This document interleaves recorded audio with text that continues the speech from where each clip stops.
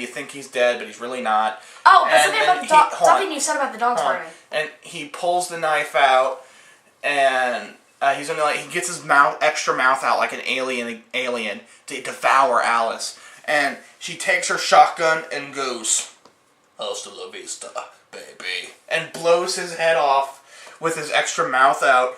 And he's still not dead. He's still not dead, and he just falls back to the ground. And Kmart hits the producer guy or whatever. In the face or whatever. He keeps getting hit in the face. Yeah, and then he's knocked out or whatever. And so she brings... Oh, this is one part. She gets her iPad out again to bring up the tubes that Claire and Chris fell into. And these tubes have the pictures of all the people in the tubes. And when she looks through it, Chris and Claire's picture are there. Why are the pictures there? Did the camera take a picture of them and then send them under? Anyway, Brandon, real quick. Hold on. They bring the tubes up and they get out of the tube and they're rescued and what? The thing about the thing we're talking about, the Lost Plaga dogs, those are from Resident Evil 5. So they're advanced Lost Plaga dogs. No, they're in 4 too. No, they don't split in part 4. Yeah, they do. They split open. No, their mouths do. So they do in this one too. Yeah, but in 5th one they completely split open. Whatever. Who cares? I thought I should mention that. I'm like a Trekkie. I watch everything. So she gets Claire and Chris out, and they just walk out and lock the producer in there, and the producer gets on the camera and says, "Let me out right now! You let me out, open this door and let me out, or else you're gonna be in big trouble." And Chris just shoots the camera. And then shoots the camera and do you want to be in the next off. Resident Evil movie or not? Let me out! And, oh yeah, that's the Resident Evil producer. "Let me out or you're out of the next film!" And, you're not gonna be able to eat my cheese. Also, Wesker's still alive, of course, and he gets up. Oh, I forgot the part when after Alice shot Wesker and let Claire and Chris out, they went up to him like gangster style and just keep shooting him in the head. Because that's awesome. Anyway, and then, okay, back to where I was. And of course, Wesker's still alive. He gets up, kills the producer guy, supposedly devouring him. I just love that word. And, shut up. And, I can tell the camera keeps going out of focus. And, the camera, I can tell, keeps going into focus.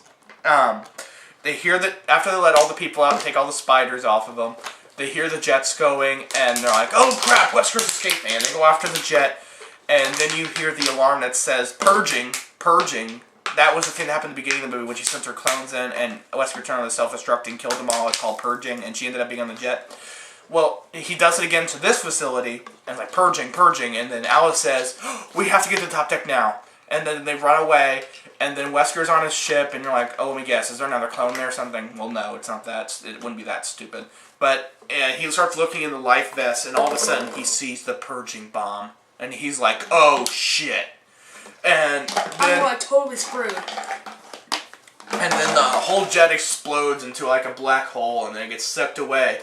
And still not dead yet. No, he's dead. Well, they should go. Well, they're going by the games. Because he's not in the next one. That's already been confirmed. Well, and then if they had gone by the games, Wesker's invincible.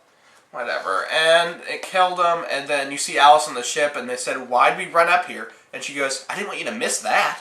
It's awesome. It's like awesome. It's like fireworks. Too bad we didn't have our 3D glasses. Oh yeah. Pay that $3 extra. That's the movie. Anyway, the ship explodes and everyone's on deck and everyone's all happy. And then you see the black guy and he has survived. He comes out of the sewer tubes. And then something the Lost Plaga. The zombies come behind him and he shoots him and he says a one-liner. What does he say? He says, "Come on, bleep! Let's start a pile." No, that's not what he said. He says, "Come on." He said something about the rock star or something, like being a star. He says, I don't know. I forget. He said this really great one-liner. And then he says, "Come on, please. Let's make a pile." I forget. That wasn't it. Hey, what was that one part in the movie when this? I remember this one particular part happening, and then all the people around us started giggling and laughing.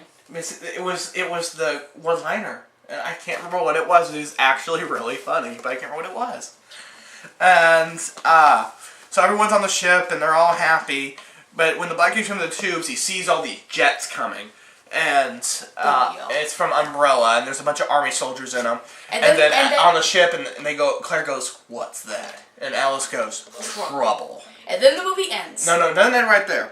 Then it starts zooming out, playing the Force movie theme song, and starts like scrolling out. And you see the helicopters coming to the ship, and then it ends. Blacks out and it ends. And the credits start rolling, and then in the middle of the credits, it cuts back to the movie inside one of the jets, and you see another woman, and she has a spider on her chest. Jill Valentine. Controlling her. Possibly. It's Jill Valentine. I'm playing Resident Evil 5. She matches the same characters as Jill Valentine. Check. And something, I know it's Jill Valentine. It has to be. It might not be. Well, if it is Jill Valentine, this is the thing I talked about in the beginning of our review, Brandon, where I said, hold on, I'm going to talk about this at the later in review. The thing about this, I'm pretty sure that's Jill Valentine. I'm pretty sure. Because she has the spider thing on her chest that's dug into her chest. Oh, you're right. Told you. I could tell.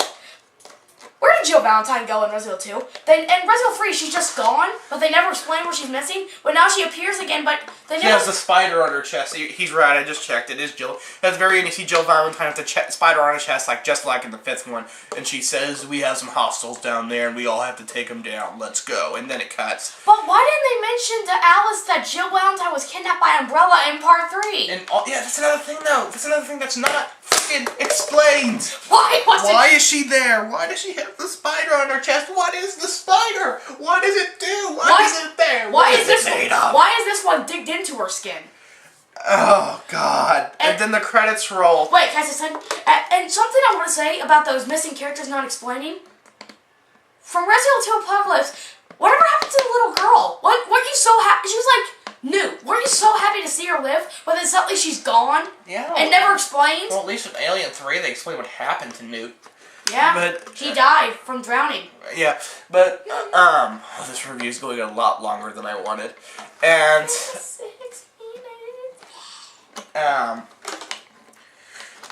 anyway, that was basically it.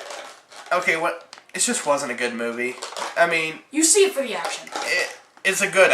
the action's amazing. The action's really amazing. And if you're going to see this movie... And the effects are really good, but, like, when I see a Resident Evil movie, I have the story lust, and I have, like, an action lust. And it satisfies the action lust, but not the story lust, because there is no story, there is no plot.